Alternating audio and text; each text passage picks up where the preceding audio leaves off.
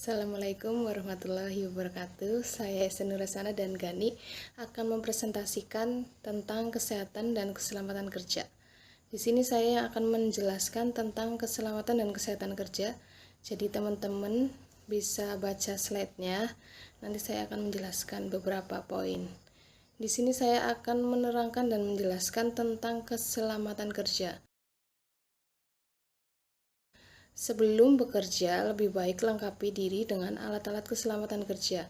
Jadi, sebelum teman-teman kerja itu, alangkah baiknya kita mempersiapkan apa saja yang harus kita siapkan sebelum bekerja, seperti alat-alat keselamatan kerja, memakai alat keselamatan kerja.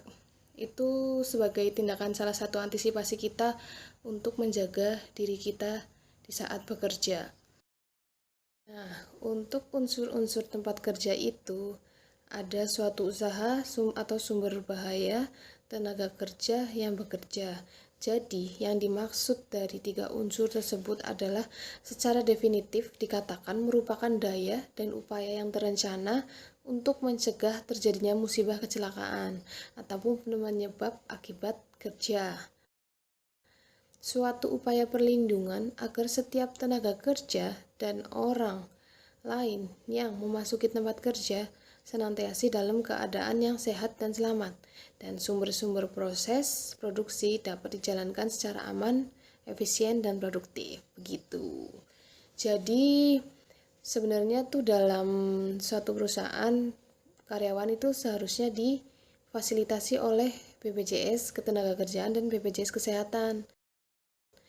Karena kalau BPJS Kesehatan itu lebih meringankan sih.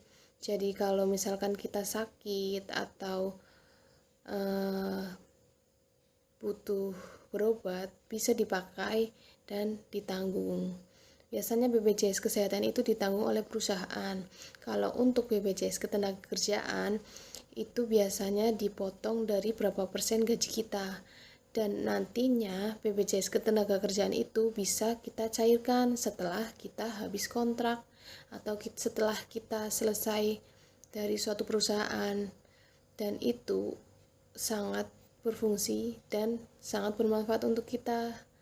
Itu dari kalau penjelasan saya tentang BPJS Ketenagakerjaan. Untuk materi selanjutnya dilanjutkan oleh Saudara Gani. Terima kasih. Baik, untuk selanjutnya, cara mengukur keselamatan kerja. Ada 2 metode pengukuran keselamatan kerja yang telah diterima secara meluas dan digunakan dalam rangka pengkajian kasus kecelakaan di tempat kerja di Indonesia, yaitu 1. Tingkat kekerapan atau frekuensi rate, yang kedua tingkat keparahan atau severity rate. Pengertian kesejahteraan kerja. Menurut Ivan Savage tahun 1992, kesehatan mencakup kondisi fisik, mental, dan sosial yang sejahtera. Titik berdefinisi ini pada hubungan antara badan, pikiran, dan pola sosial. Emosional. Menurut Miner dan Grant tahun 1995, konsep kunci dari kesehatan emosional atau psikologis adalah stres, yaitu kondisi internal individu yang mempersiapkan adanya ancaman terhadap kesejahteraan fisik atau psikis.